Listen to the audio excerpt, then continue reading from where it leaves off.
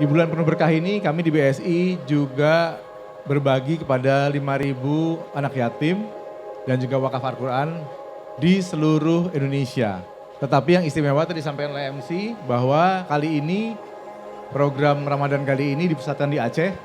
Dari 5.000 santunan di seluruh Indonesia, 3.000-nya untuk di Aceh. Jadi untuk adik-adik di Aceh semua.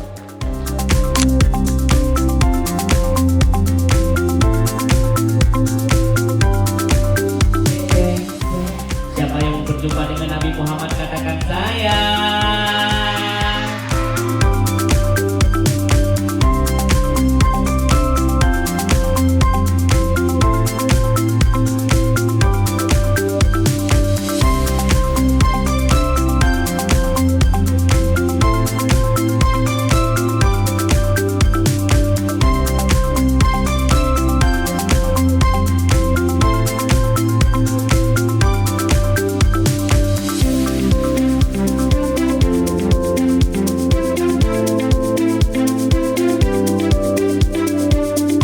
Menyantuni anak yatim bukan hanya soal memberi materi, tapi soal memastikan mereka tahu bahwa mereka tidak sendiri.